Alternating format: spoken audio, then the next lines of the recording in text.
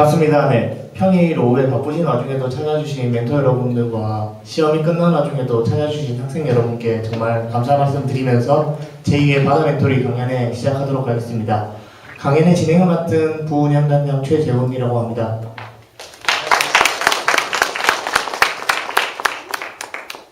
네, 오늘 전체적인 진행 순서는 저희 바다 멘토링에 대한 소개 먼저 드린 다음에 강연회 두 분 진행하도록 하겠습니다. 네, 첫 번째로 이제 바다 멘토링 소개 간단하게 드릴 텐데요. 저희 바다 멘토링은 이제 해양인들 직접 일하시는 직장에서 일하시는 현지인들과 이제 새로 직장에 들어갈 대학생들을 연결하는 연결고리를 만들자는 목적에서 만들어졌습니다. 그 목적으로 이제 인식의 전환, 새로운 교두보, 해양 문화의 활동의 중심 등이 있을 텐데요. 저희 바다 멘토링은 2014년 8월 운영료 활동을 시작으로 하여 2014년 9월에 1차 강연회를 해양대학교에서 진행한 적이 있습니다.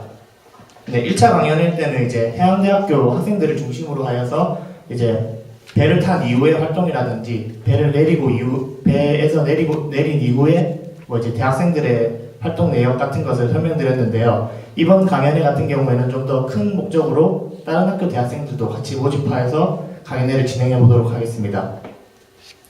네, 그리고 2014년 11월에는 이제 본격적인 멘토링 활동이 시작되었는데요. 11월에 이제 멘티 및 운영진의 모임을 처음으로 시작하려 해서 2014년 11월 18일 멘토링 발대식을 선원노조 3층에서 진행하였습니다.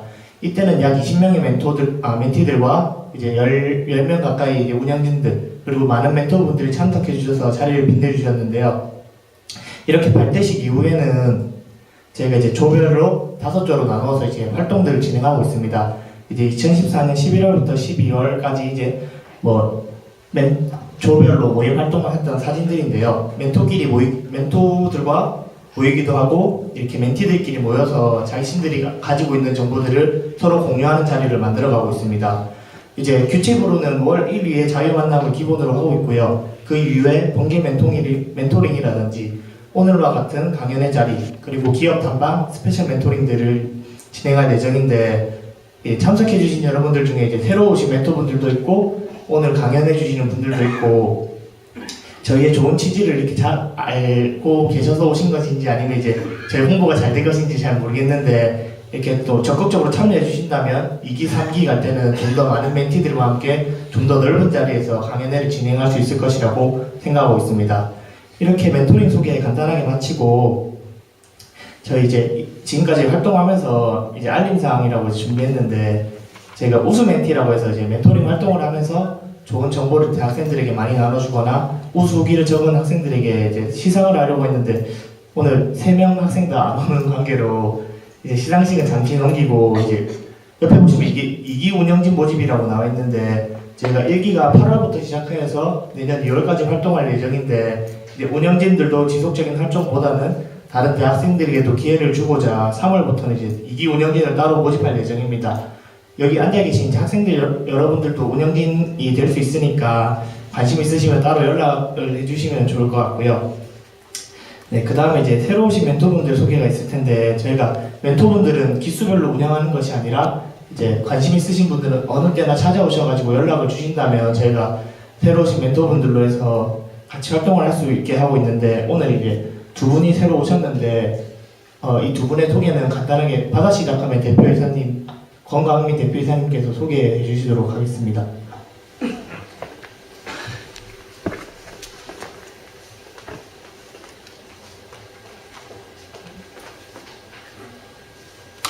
예, 안녕하십니까. 바다 멘토링 사업단장 권강민이라고 합니다.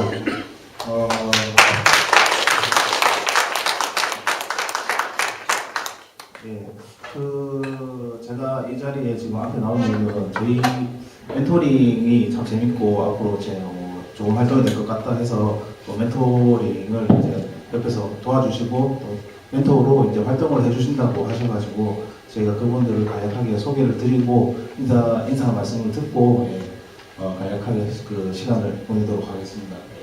먼저 제가 운영하시는 분은 그 자리에서 일어나셔가지고 인사하시고요. 간단하게 소개를 좀 부탁드리겠습니다.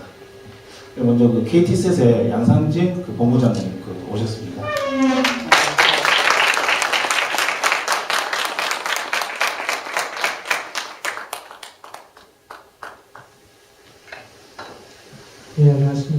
이셉 회사 본부장입니다.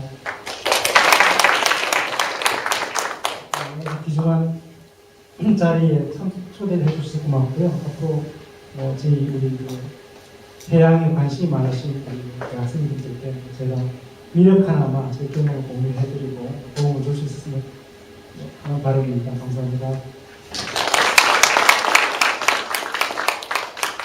네, 다음으로는 그 창의 수중 조유진 대표자님께서 하겠습니다. 어디 계시죠?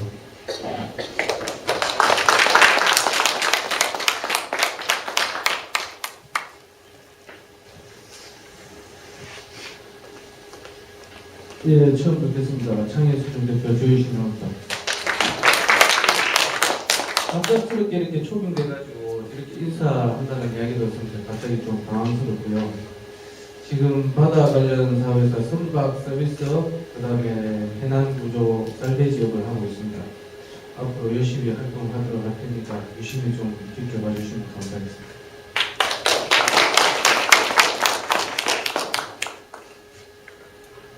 예, 그리고 저희 알림 말씀, 광고 말씀 하나 드리겠습니다.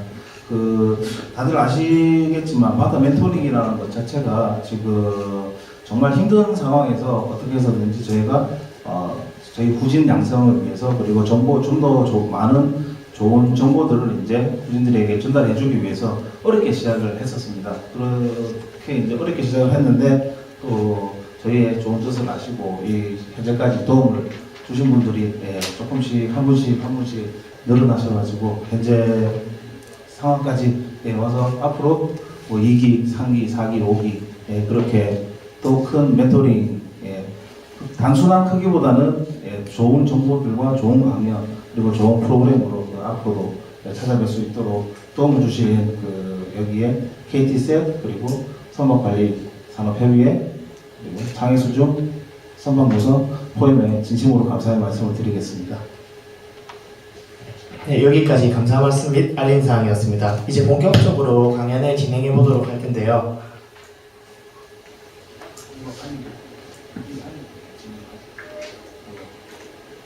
그리고 강연을 다들 듣고 싶어서 오셨 분들이라고 생각을 하고요. 그리고 강연을 잘 듣고 강연자들에게 좋은 강연을 듣고 난 이렇게 느꼈다 아니면 나는 이런 걸 궁금하더라 하는 궁금증이 있으면 그 강연 두 분 강연 마치고 대화를 하는 시간을 가지도록 하겠습니다. 그 시간 때 좋은 의견을 내주신 분들에게는 또 보너스가 있으니까 집중해서 잘 들어주시길 바라겠습니다.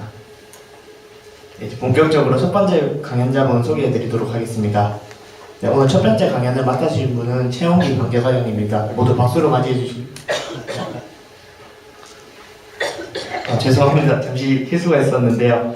오늘 강연자분이 한 분이 좀 시간이 안 맞으셔가지고 이제 두 번째 강연자분부터 하도록 하겠습니다. 네, 정영석 대표이사님이십니다.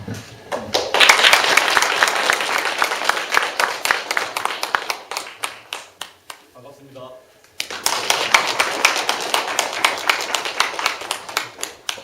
마이크를 그냥 드는 걸로 주시겠습니까? 예, 제가 무대에 서서 하는 게 조금 어색해서 편하게 하겠습니다. 두 번째 이유는 맨 뒤에 있으면 좀 저하고 멀리 있을 거라는 그런 생각을 하고 있는 사람한테 나중에 착각을 제가 불신시키기 위해서 나중에 그쪽 가서 방해합니다. 이제 제가 공강민 대표로부터 잠깐 좀 멘토를 해달라 해서 사실은 여러분들한테 제가 멘토를 할 만한 자격이 있는지 모르겠습니다. 다만 진솔하게 지금까지 살아온 삶에 대해서 여러분들이 참고될 만한 이야기를 좀 하고 그 다음에 같이 여러분들이 또 궁금해하는 것도 듣고 거기에 대한 제 나름대로 의견을 한번 말씀드릴 기회를 갖는 게 나쁘지는 않겠다 생각해서 불화가 있습니다만 지금 보니까 오늘 와서 제가 보니까 제목이 바다 그리고 우리의 삶이네요. 뒤에 들립니까? 예. 이제 바다 그리고 우리의 삶이라는 제목을 듣고 제가 생각을 해봤습니다. 여러분들한테 바다는 도대체 뭡니까? 바다. 제가 이 말을 맨 처음 하도록 꺼리는 이유는 좀 우리가 어떻게 보면은 이제 제 이 이야기를 하기 이전에 좀 짚고 넘어갈 필요가 있을 것 같습니다. 바다는 실제로 존재하는 건 하나입니다. 저기 있어요. 근데 그 바다에 대해서 각자가 생각하는 바다는 다 다릅니다. 나에게 다가오는 바다는, 나는 바다는 이거라고 생각합니다. 사실 저희처럼 그 선박 관리하는 사람 입장에서 볼 때는 바다 그러면 가장 먼저 떠오르는 게 거기에 다니는 선박입니다. 근데 뭐 해양 스포츠 하시는 분들은 뭐 파도나 뭐 서핑이나 뭐 제트스키, 윈드서핑 뭐 많이 있겠죠. 아마 각자한테 다가오는 바다는 다 다른 모습입니다. 마찬가지로 여러분들이 세상을 살면서 모든 것에 대해서 다 다른 생각을 하겠습니다만 일단은 이제 화두만 남겨놓고 저에 대해서 바다는 뭐였는지 잠깐 설명을 드리겠습니다. 저는 그 전라도 시골에서 태어났습니다. 그래서 광주에서 학교를 다녔고요. 고등학교까지를 광주에서 다니고 그때가 73년 4년 우리나라 되기 어려울 때입니다. 저는 8남매 중에 막내였는데 위로 형님이 4분 계셨고 누님이 3분 계셨어요. 요즘 보면은 좀 어떻게 보면 좀 잘 나간다는 집안이었습니다. 집이 잘 살아서가 아니고 그냥부터 공부를 잘해서 서울대 법대 가고 대학원 졸업하고 고시 양가 파스하고 이랬으니까요. 근데 저는 이제 고등학교 다닐 때 해양대학을 가겠다. 그래서 그 생각을 하게 된 이유가 고등학교 2학년 때 선생님 한 분이 지리 선생님이셨어요. 그분이 수업 시간에 들어와서 내 아들 2명이 해양대학을 갔는데 졸업해서 2년 만에 선장이 됐다. 그래가지고 9개월 계약을 하고 나갔는데 600만 원을 벌었다. 지금까지 숫자를 기억하고 있습니다. 그러면서 학교를 졸업해서 바로 선장이 됐으니까 결혼도 안 했는데 한 달에 6만 5천 원씩 가족수당을 받아보더라고요. 자랑을 하시는 거예요. 저희 그때 제 고등학교 때 큰형님은 군 법무관님 하셨고 그 다음에 우리 둘째 형님은 학교 교사 하셨고 셋째 형님은 그때 이제 의대 나와가지고 하고 그때 보니까 인턴인가 뭔가 하고 있었고 저희 아버님이 경찰공무원이었어요. 그때 경감이셨는데 그분이 그때 받으셨던 월급이 제 기억에 3만 원. 저는 고등학교 졸업할 때까지 8남매 중에 막내였기 때문에 뭐 이렇게 먹고 사는 데 지장은 없었지만 수업료를 제 날짜에 내본 적이 없어요. 위에 항상 뭐 형님이 대학교 뭐 이렇게 다니게 되면 매년 3월달, 뭐 9월달 되면 등록금 내고 할 때 위에서부터 주거든요. 우리는 항상 시험지 때 뭐 수업금이 한 뒤에 있어요. 어떻게 보면 좀 돈 많은 애들이 부러웠어요. 반에서 1등도 반장 안 시켜주고. 뭐 학교에서 군인들 이문대, 뭐 이문품 모으게 되면 저는 그때 5원짜리 크라운 샌도 사가지고 돈 있는 애들은 뭐 500원짜리 그 종합 선물세 사오면 걔들이 받잖아. 그럴 때였으니까. 그래서 그 말을 듣자마자 저는 해양대 가야 되겠다고 해서 왔어요. 근데 와서 보니까 그게 수산대학이었어요. 졸업해서 2년 만에 선장이 되는 데는 수산대학이었어요. 저는 해양대학교 학교 뇌물련 받고 선배들한테 빠따 맞아가면서 아 이거 번지수가 틀렸다 그때 알았어요. 그래도 그 당시 선배들이 뭐라고 하시냐면 얘네들은 뭐 벤 놈이 아니고 벤 일이고 이게 무슨 대수입니까? 어차피 삶의 전쟁. 어쨌든 간에 뭐 상선 사관이 마돌았으니 지금 생각해 보니까 그때 대단히 많이 아신 것처럼 또 우리가 보기에는 대단히 많이 아는 것처럼 보였던 그 4학년 선배들이 사실은 본인도 아무것도 모르는 사람들이었어요. 그냥 뭐 빠따 치면서 다 아는 것처럼 그러는데 저는 그걸 그대로 믿고 학교 졸업하면 당시에 뭐라더라 뭐 졸업하면 뭐 한 달에 월급이 30몇 원이더라고요. 사망사 때 그때 당시 부산에 아미동에 저기 집 한 채가 200~300만 원. 광주는 무등산 가는 약간 변두리죠. 그것도 시내 중심 쪽인데 변두리에 있는 2층 집이 한 150만 원. 30몇만 원도 큰 돈이었어요. 저희 아버님이 3만 원 받고 공무원들 요즘으로 9급입니다. 그때 5급을 받는 월급이 겨우 5천 원입니다. 그러니까 이거 빠따 맞을만 하다고 열심히 하고 나왔습니다. 정작 제가 졸업해서 79년도에 취업했을 때 얼마 받았냐면 16만 원 받았어요. 이게 현실하고 말하고 차이점입니다. 항상 모델하우스는 잘 지어놔요. 아마 지금 생각해 보니까 당시에 30만 원이라는 것은 아마 가장 월급을 많이 줬던 뭐 해외 선박 MOC 해외 취업 나갔을 때 월급이었던 것 같습니다. 저희가 졸업할 당시에는 그 월급이 한 40몇만 원 올랐었어요. 어쨌든 그랬습니다. 그래서 조양상선에 들어가서 5년 동안 배를 탔고요. 5년 승선을 마치고 84년도에 결혼을 하게 돼가지고 배를 내렸습니다. 그래서 범진상에 입사를 했습니다. 입사해서 17년이 지난 2001년도에 제가 모시고 있던 선교사장님께서 뇌암으로 돌아가셨고 제가 그 회사를 물려받았습니다. 저는 선원 관리를 했습니다. 그러니까 선주도 아니고 그냥 선주가 우리 배에 대해서 선원 관리를 네가 맡아서 해볼래? 선주의 선원 관리 업무를 수탁해서 대행하는 사람. 항상 불안했습니다. 제가 범진상을 입사할 때는 사장님 계셨고 여직원 한 명 있었어요. 거기에 제가 들어갔을 때 배가 한 척도 없었어요. 제가 들어가서 얼마 안 돼서 관리 선박이 한 척 생겼고 늘기 시작했습니다. 제가 맨 처음 지금도 기억이 납니다. 회사에 취직을 했습니다 하면 돌아가신 아버님께서 선생님께서 어떤 회사야? 말씀드렸더니 그분들은 공무원이시니까 큰 조직이 계시다가 사장님 한 분 계시고요. 여직원 한 명 있다니까 그것도 계산이요.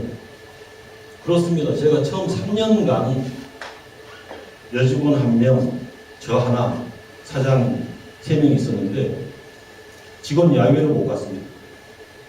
직원 야외에 가면 딸랑 여직원하고 둘이 가야 되는데 그럼 무슨 야외를 가요? 제가 사장이 내가 느낀 게 뭐냐면 진짜 그 회사가 좀 오래성이라는 느낌이 들었어요. 언제 선주가 마음을 변해서 배를 빼낼지 몰랐어요. 항상 불안했어요. 사장이 된 시점이 2001년도인데 그때 당시 직원이 10명이 있었거든요. 제가 어쨌든 그 배 타는 사람들의 로망은 선주입니다. 제가 선주가 돼야 되겠다. 그래서 2004년도에 배를 샀습니다. 진짜 그때 당시 배를 살 때는 뭐 있는 거 없는 거 다 때려놓고요. 뭐 하다못해 저 개인 저희 집사람까지 인당고 다 세워가지고 올인을 한 거예요. 잘못되면 길거리에 놔줄 수도 있습니다. 근데 배를 살 때 제가 왜 샀느냐? 적어도 배를 사가지고 우리 회사로 선주가 되면 우리 회사의 직장의 안정, 그 다음에 저 개인의 어떤 마찬가지지만 데리고 있는 직원들의 고용 안정이 다 될 거라고 믿었습니다. 그래가지고 2007년도에 배가 3척까지 있었죠. 지금은 제가 2척까지 있습니다. 근데 제가 2008년도에 선박관리협회 회장을 맡았습니다. 제가 지금까지 쭉 과정을 드렸던 이유는 뭐냐면 이겁니다. 우스갯소리 이런 말이 있습니다. 중국의 아주 돈 많은 회장께서 갑자기 뭐 급성 신근경색으로 돌아가시는 거예요. 그러니 이제 막대한 유산을 남겨놓고 돌아가셨는데 그 사모님이 운전기사하고 결혼했습니다. 운전기사가 뭐라 했겠습니까? 지금까지 평생을 내가 회장님을 위해서 운전한 줄 아는데 이제 보니까 회장님이 뇌를 위해서 돈을 벌고 돌아가십니다. 그런 우스갯소리가 있습니다. 근데 제가 그걸 느꼈습니다. 지금까지 선원관리, 어떤 관리업을 하는 서비스업이 아주 사소한 일인 줄 알았습니다. 선주가 마음만 먹으면 회사를 바꿀 수 있고, 우리는 항상 모래성인 줄 알았어요. 우리가 선주를 위해서 일하는 줄 알았어요. 뒤집어 보니까 2008년도 이후에 많은 선주들이 망했습니다. 다 사라졌어요. 이제 생각해 보니까 그 돈 많으신 분들이, 근데 지금 관리회사는 망한 데 하나도 없습니다. 저희를 위해서 일하셨어요. 뒤집어 보니까 그렇습니다. 제가 2008년도에 느꼈던 게 그겁니다. 여러분들한테 바다는 뭔지 모르겠습니다. 근데 저한테 바다는 해운입니다. 수산도 아니고요. 해운입니다. 해양도 아닙니다. 그러면 해운업 그러면 선박을 소유해서 운항하고 관리를 합니다. 물론 물류죠. 국가 간에 수출입하는 무역 화물을 수송하는 물류입니다. 그런데 저희는 그 중에서 선박 관리업을 하고 있습니다. 이제는 선원 관리에서 좀 더 나아가서 선박 관리업을 해줍니다. 저는 선주만이 해운업을 한다고 생각했습니다. 근데 우리나라에서 자 흔히들 우리 해운계에 계신 분들은 국가에 대고 이야기합니다. 이번에 해양수산부를 새로 만들었죠. 다시 신설을 했죠.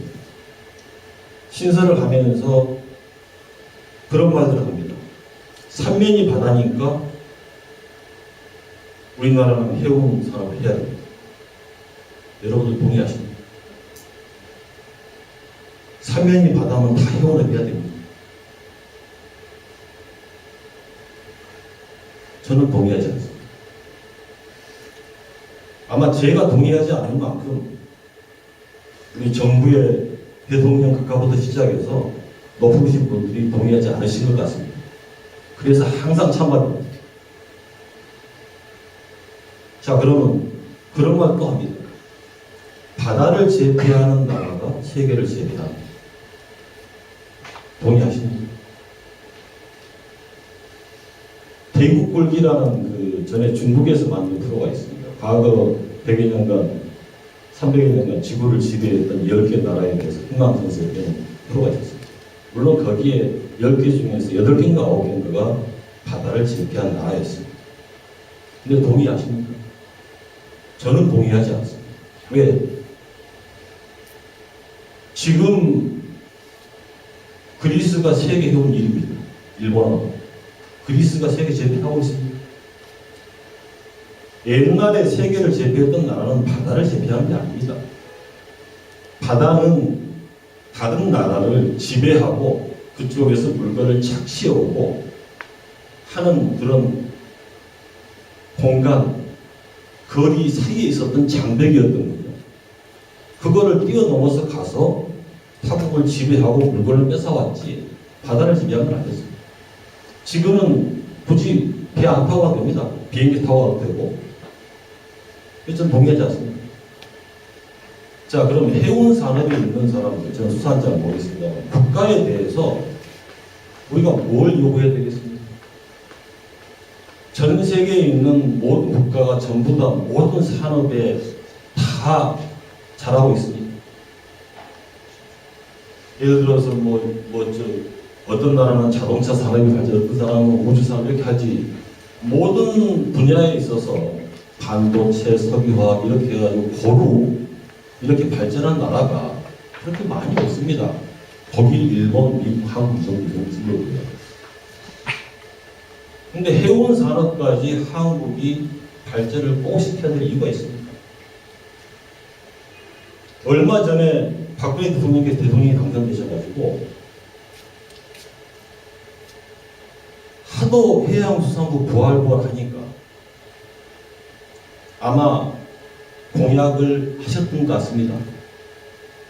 진행되는 상황을 보면 그 선거 막바지까지도 대통령 본인께서는 해양수산부 부활 약속 안 하셨습니다.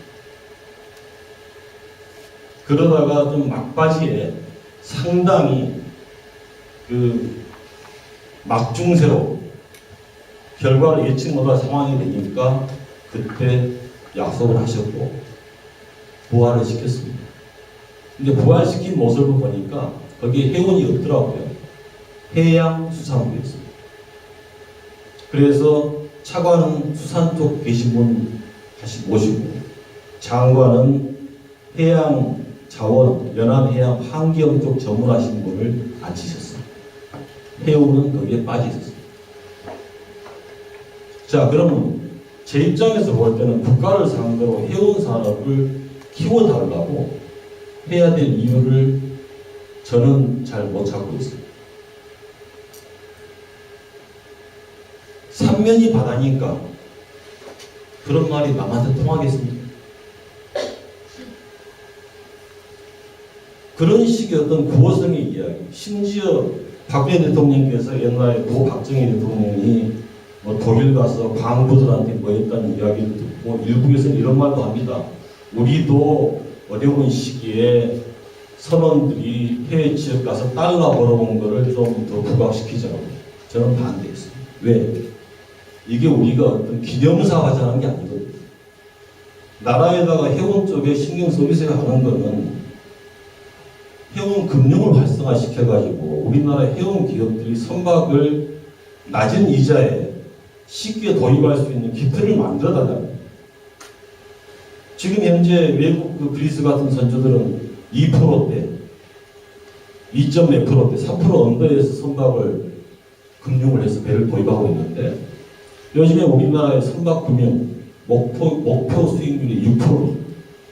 그러면 펀드 운용회사 하고 모집회사의 수수료 떼고 그 다음에 SPC 회사의 운용 비용 빼면 9% 이상을 이자를 받지 않으면 수익이 안 납니다. 배를 사는데 1억 불씩 돈이 드는데 6, 7%의 차이, 연간 6, 700만 원, 하루에 2만 원이에요. 이 정도의 차이를 가지고 선박을 도입해서 경쟁에서 이길 수가 있습니다. 없습니다. 그러니까 우리나라에서는 호황때 아니면 해운을 못합니다. 불황때 해운하면 판판이 망하게 돼 있습니다. 그런 상태에서 정부에다가 뭘 요구를 해야 되는지 포인트를 잡아야죠. 포인트. 저는 그런 말 한 적이 있습니다. 저는 전문가가 아니라서 의문점만 제기했습니다. 해운 산업이 아직까지도 우리나라의 외야 가등들 5위 이내에 있는 산업입니다. 우리가 최근에 겪은 IMF, 그 다음에 2008년도에 금융위기 전부 다 달러입니다.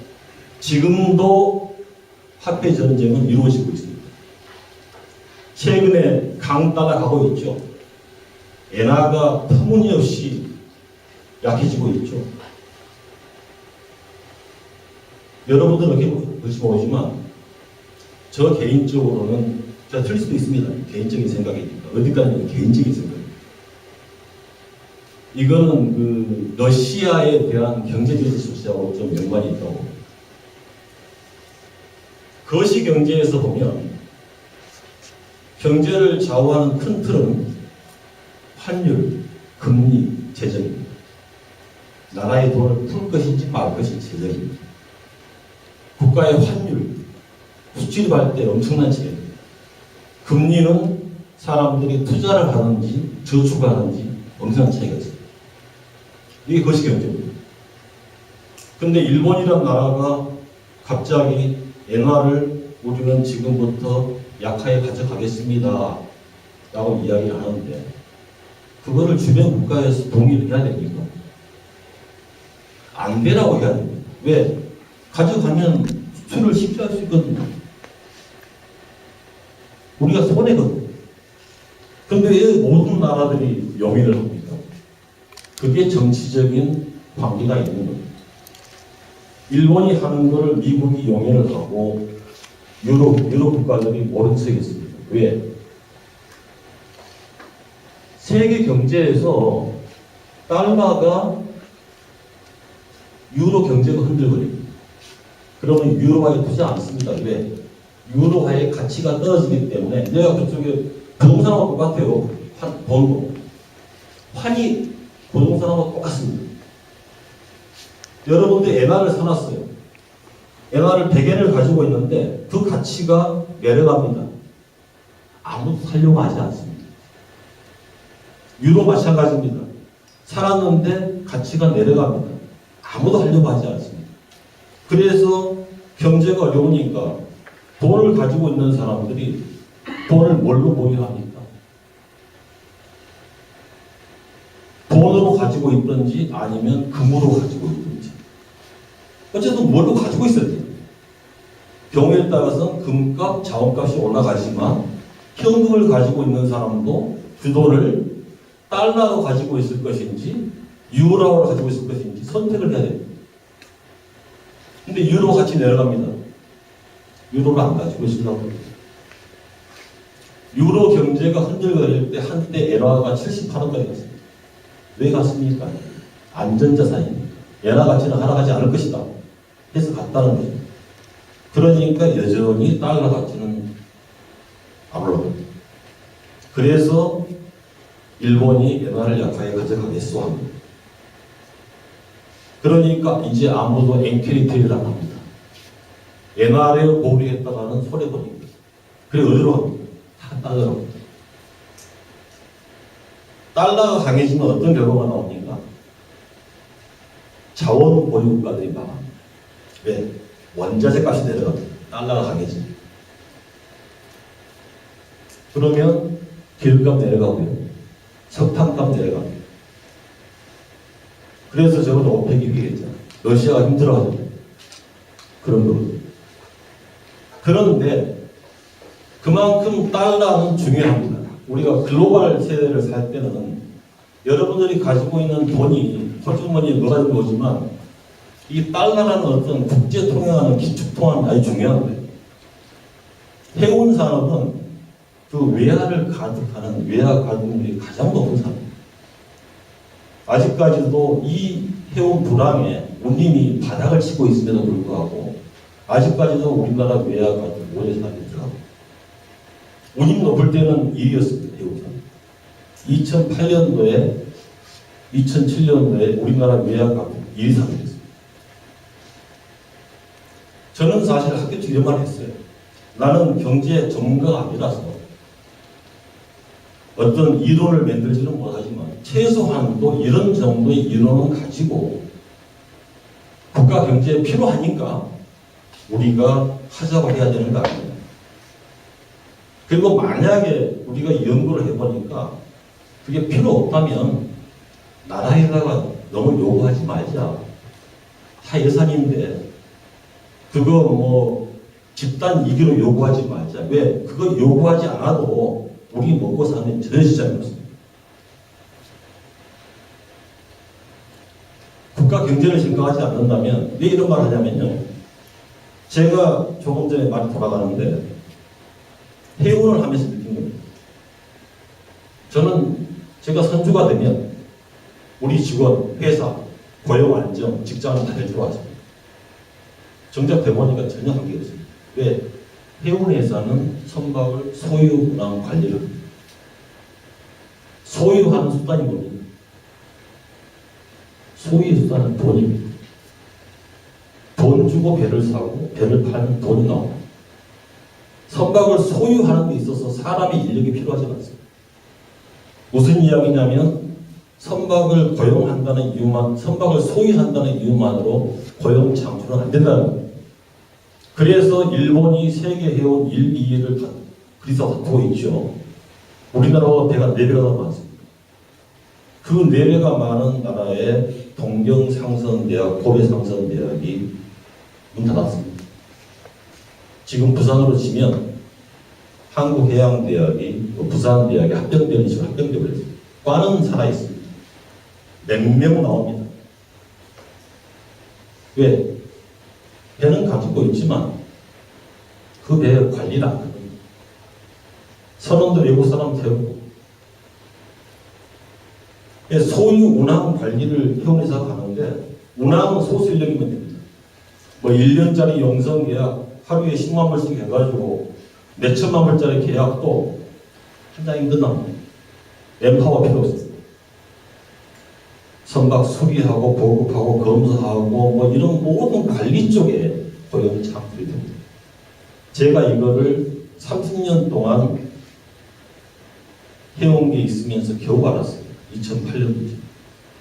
그래서 국가를 상대로 자, 해운 산업이 외화 가득을 하는 거라면 그건 차지하고 일단 달러를 벌입니다. 그 달러 우리나라 돈 아닙니다. 외국에서 들여와서 사서 나오는데 운임 받아가지고 원리금 상환하면 어디로 갑니까? 결국은 외국으로 다 나갑니다. 그러면 나머지 흔히 말하는 오펙스라 해가지고 런닝 밑에 모든 그 선비 이게 남거든요. 자본비를 빼고는 그 남는 달러를 국내에서 쓰지 않으면 외국 관리회사에다 다 줘버리고 나면 그 해운사업 위험이 있어요. 그래서 선박 관리업을 하지 않는 해운산업은 하지 맙시다 라고 제가 정부에다가 좀 요구를 했습니다. 그래서 선박관리산업 발전법을 만들었고요. 국가에서도 생각해 보니까 이게 고용 창출을 하는 신성장 동력 산업이구나 하는 것을 이해를 해 주셔가지고 선박관리산업 발전 특별법이 제정이 됐습니다. 그래가지고 법률적으로 지원을 받을 수 있는 단체로 바뀌었고 사단법인에서 특수법인으로 바뀌었습니다. 그래서 지금 현재까지 제가 그래서 협회 회장을 하면서 그렇게 이제 했다는 말씀을 드리고 시간이 조금 더 있죠.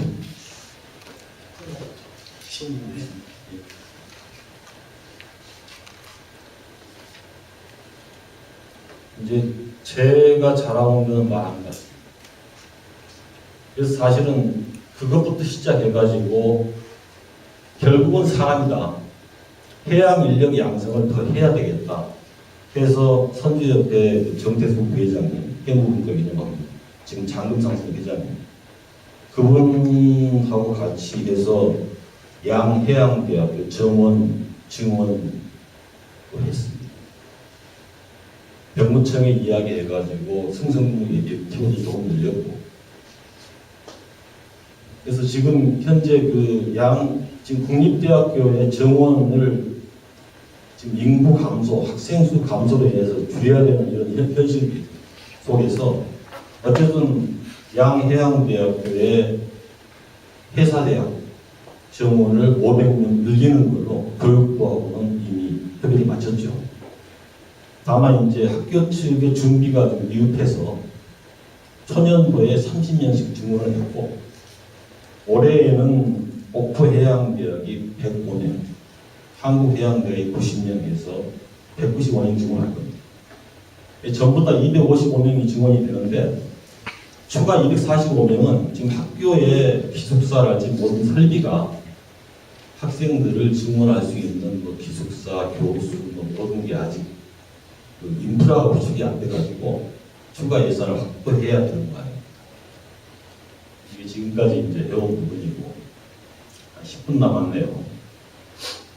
보니까 대부분 좀 젊은 학생들이 많고 아마 장래 직장, 자기 어떤 성공 이런 데 대한 관심이 대단히 많을 것 같은데 한 10분 짤막하게 제가 말씀드리겠습니다. 여러분들한테 어떤 그 성공에 관한 어떤 화두 내지는 어떤 그 팁을 드릴까 고민을 해봤는데, 맨 처음에 이야기한 여러분들한테 받아는 무엇입니까? 그게 약간의 팁입니다. 지금 그 성공학을 강의하는 모든 강의 내지는 이런 거죠. 아니면 성공하는 사람들의 무슨 습관, 이런 모든 책들을 보면 하나같이 나와 있는 게 맨 처음이 보면 패러다임의 전환입니다. 여러분의 인식의 전환입니다.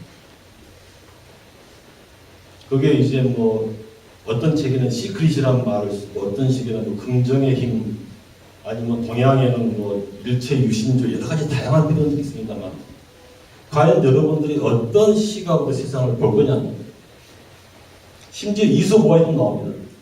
이솝우화에도 코끼리를 갖다 놓고 소경이 이거는 뭐야 나옵니다.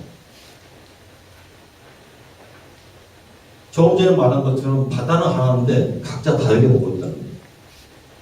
그러면 여러분들이 어떤 시각으로 세상을 볼 것이냐, 여러분들 몫이겠죠. 선택의 몫입니다. 다만 제가 부탁드리고 싶은 것은 여러분들이 이거다고 믿는 너무 그런, 좋게 말하면 신념이고 나쁘게 말하면 아직 교만에 너무 빠지지 마십시오. 항상 자기가 많이 아직도 부족하다는 배우려는 자세, 그런 자세를 가져야 채울 수가 있습니다.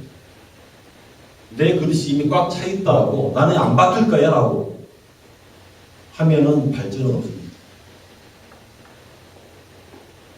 그리고 두 번째는 뭐냐면, 여러분들이 이게 맞다 저게 맞다 해가지고 어떤 많이 안다고 해서 그걸로 해서 내 인격이 형성되었다고 쉽게 믿지 마십시오.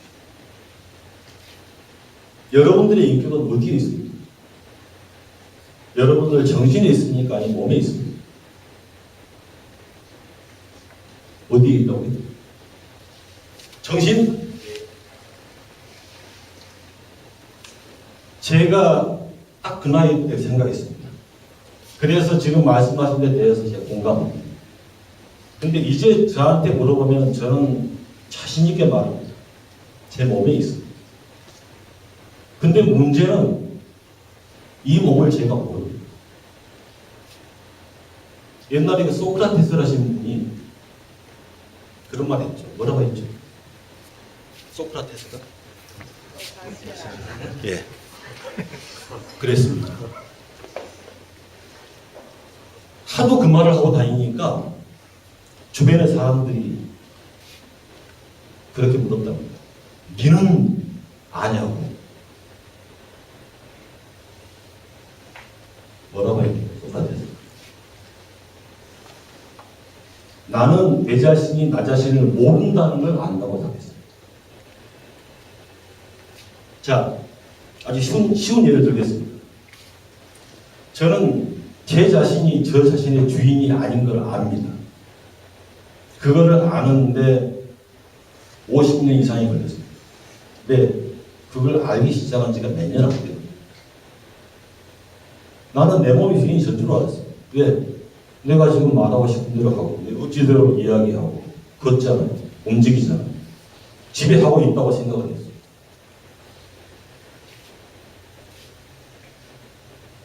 제가 회사의 사장입니다. 사장이 직원들한테 이렇게 하라고 이야기를 합니다. 직원들이 앞에서는 하겠다고 하고 나서 뒤에 가서 전 직원들이 다 안 합니다. 제가 사장입니다. 가장 웃기는 거는 이 몸이 그렇습니다. 여러분들은 어떤지 모르겠지만 저는 수많은 꿈을 가지고 있습니다. 진짜 몸짱도 한번 돼보고 싶었거든요. 어떤 모든 걸 하게 되면 다 잘하고 싶었어요. 그래서 욕심이 많았습니다. 계획은 엄청 세웠어요. 제가 계획 세울 때 한 번도 이 몸이 저한테 거부해 본 적이 없습니다. 제가 의지를 가지고 의식 있는 상태에서 이걸 해야지 하고 시간표 짜고